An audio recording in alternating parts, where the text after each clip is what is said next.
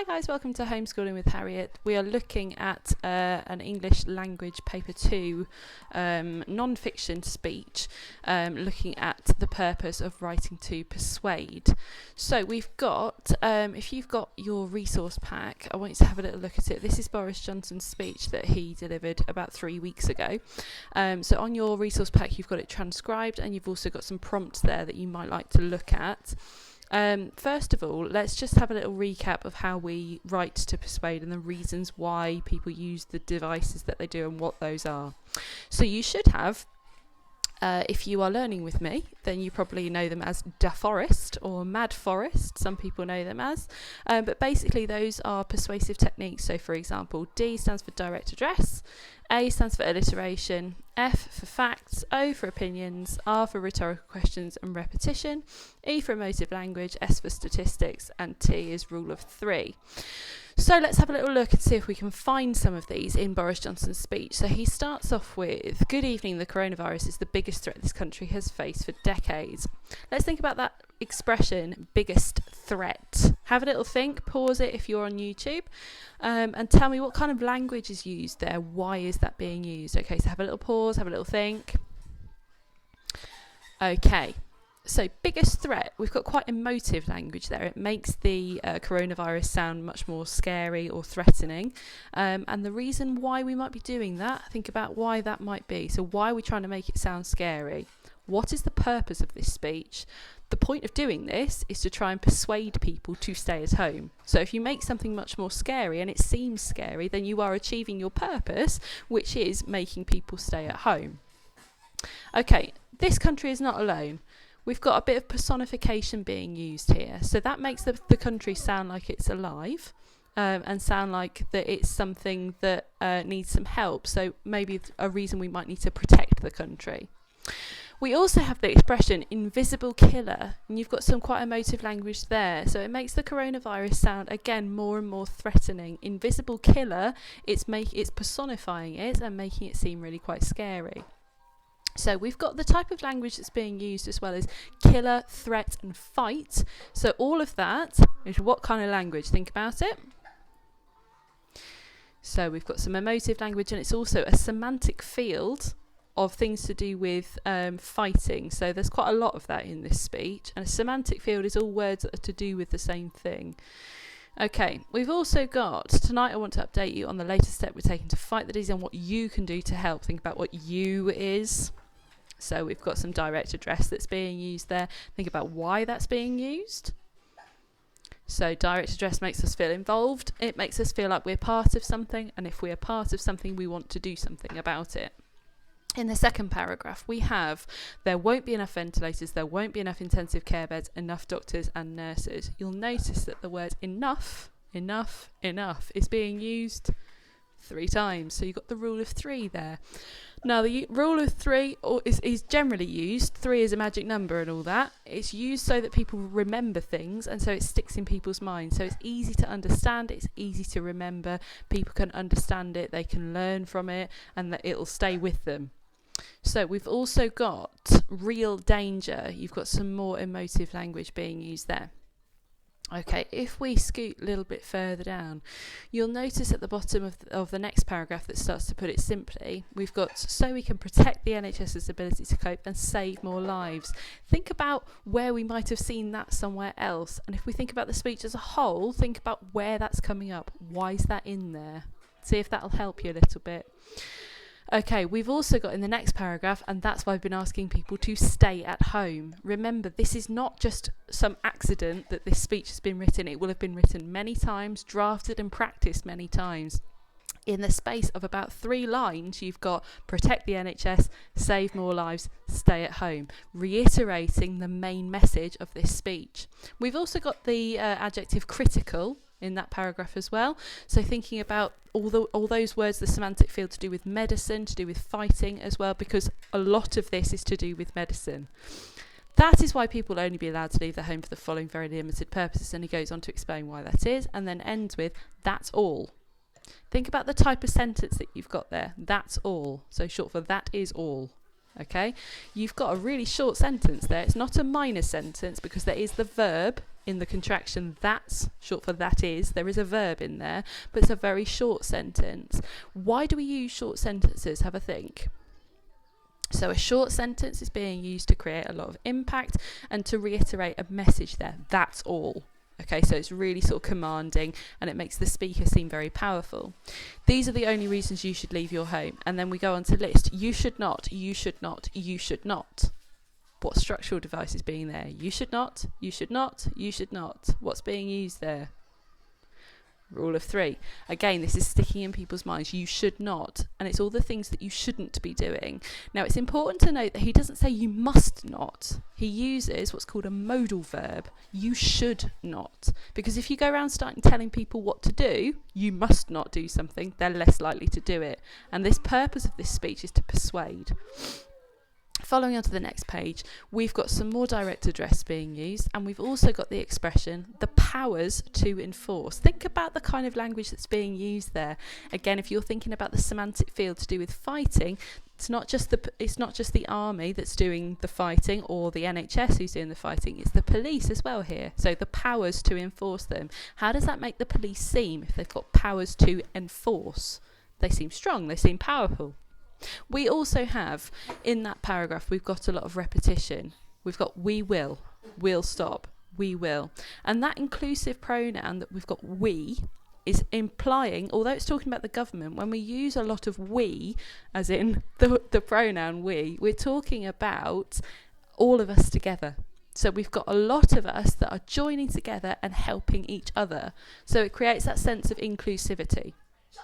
We've also got in the next paragraph, huge and unprecedented programme of support. Think about the tone that's being created there and why that's being used.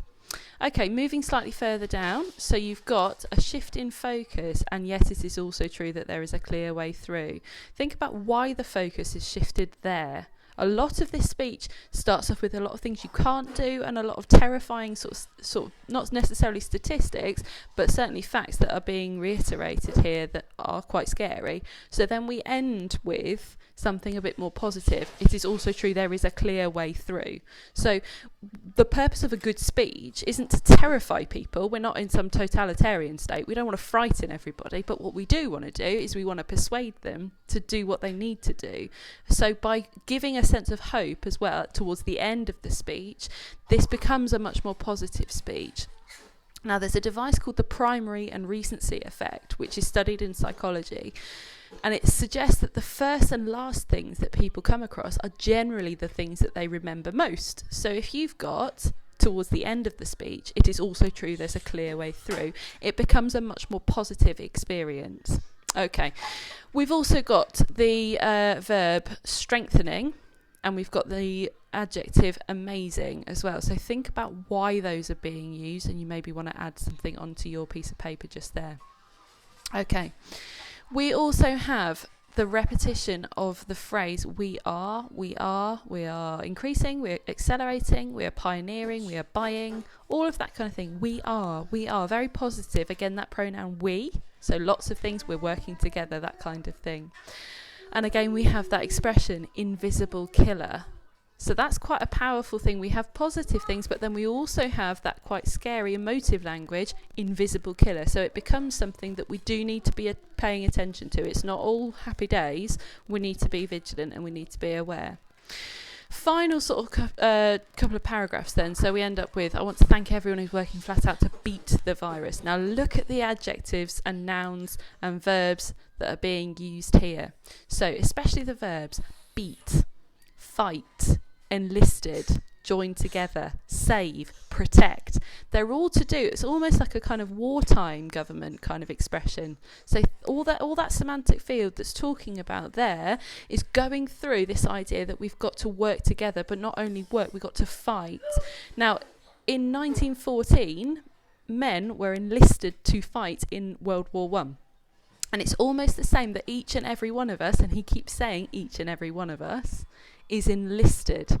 We can be in no doubt that each and every one of us is directly enlisted. So he recognises that there's a parallel here between World War I and wartime, and certainly World War II as well, when the whole country had to work together. So there's this kind of sense that, you know, we've done this before, and he does mention this idea, and I know that as they have in the past so many times.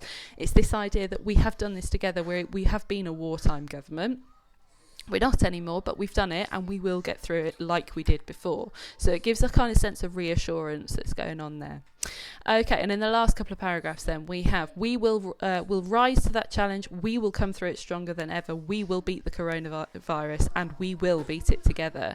These are very sort of emotive kind of statements. We will. And again, those are those modal verbs, and using the inclusive pronoun we. So we will. It sounds very positive. Okay, and then your final paragraph, we have, and therefore I urge you at this moment of national emergency to stay at home, protect the NHS and save lives. Now that's being used throughout this campaign. It's used on all the advertising that is sort of, and the marketing that's being put in front of speech podiums and things like that, because that is the message. That's the main message of this speech, to stay at home, protect the NHS and save lives. So again, throughout this speech, periodically we have that mentioned again and again. Now, why are we ending with that? Because that's the recency effect. That's the last thing that he's saying before thank you. The last thing he says is his main message. And when you're speaking to the whole country, you need to be really clear about what your message actually is. So he says it a lot throughout the speech, but also reiterates it again at the end. So he's doing that so that that's a really clear message, and it's a very powerful way to end.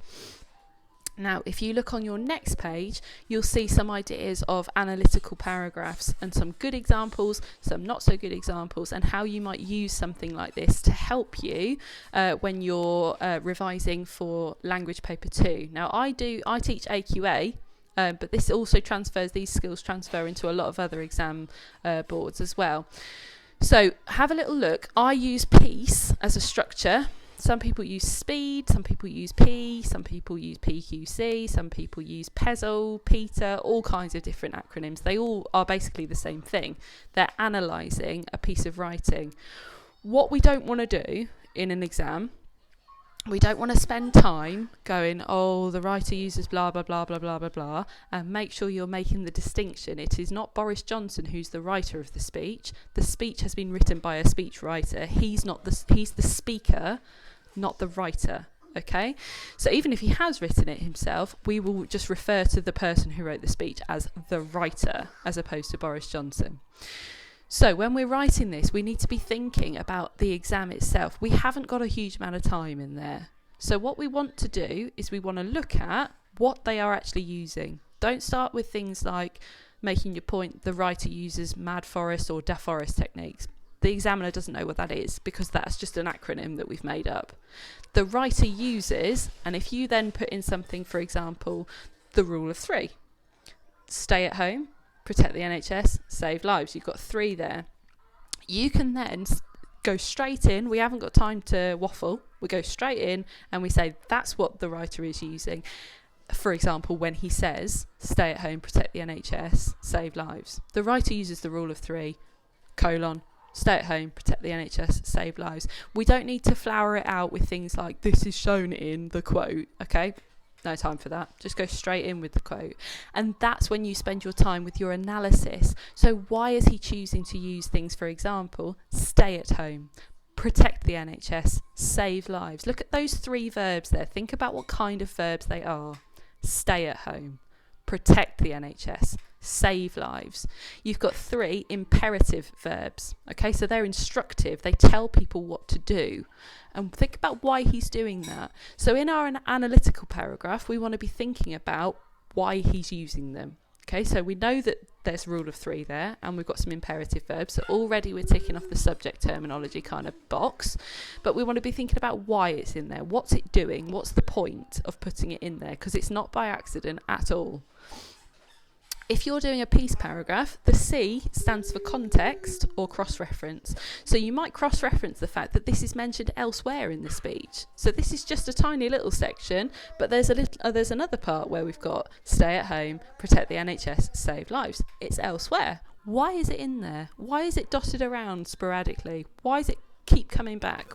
What's that trying to do? It's jogging our memory. And you might talk about the recency effect, and then your E for evaluation. How successful is that? Is it sticking in the reader's mind? Why is it doing that? We don't want to say this is effective, or or even worse, this creates an effect. No. What effect is being created? Why is it in there? We don't want to say, oh, this is the best speech I've ever heard. The examiner doesn't want to know that. The examiner wants to know what you understand about these techniques and why they are there. It's not enough just to say, this is the technique that's being used, boom, pen down, and here's a quote. You need to make sure you're explaining why it's there. Okay? So on the back of your piece of paper, so you've got page 1 and 2, which is all about what the speech is. You've got some prompts there, and then you've got things like page 3 and 4 where you've got some examples of paragraphs that are good, that are bad. Think about why they're good, why they're not perhaps very good. You've got some sentence starters there, and that should help you to have a go at analysing this. There's huge amounts to say on this. A final thing I will say, and then I'll let you go. You might want to put this piece of paper, the speech with the two pieces, the two first pages, perhaps on a background of some A3, so put your piece of paper in the middle with plenty of space to annotate around it. Also, if you study with me, quite a lot of the time we use two different colours, one for language, one for structure. So your language devices are things like alliteration, personification, metaphors, all that kind of stuff. Structural devices are things like rule of 3, repetition, and shift of focus, that kind of thing. So why it's there, what's being done, and whereabouts is it in the speech. Quite a nice way to remember, is it structure, is it language? Structure is how it's put together. If you did that and squinted at it, what would it look like? Have you got a short sentence? Have you got a long sentence? What kinds of things are being used where? Language, so that's kind of how you build your house almost, a structure. Language is all the nice flowery stuff. So things like you put a nice cushion there or whatever, if we're talking about this metaphor of a house. So your language is the things like the metaphors and the things that make it seem quite good, the things that make it sound good. Those are your language techniques. Okay, so I hope that's been helpful. If you do want to get in touch, you can always drop an email over to me, homeschooling with Harriet at gmail.com. So homeschooling with Harriet at gmail.com. And I can answer any questions you may have there. I will also, on your resource pack, you've also got some, as I say, some sentence starters that should be able to help you if you're looking at how you might be able to start things off. Okay, so I really hope that has helped you a little bit, guys. And if you do want to get any more resources, please do check out homelearningschool.co.uk/Harriet. There's lots of ideas on there, and on the rest of the website as well, there's quite a few nice ideas as well. So please like, share and subscribe, and I hope to see you soon. Hope that's helpful. Happy homeschooling. Bye.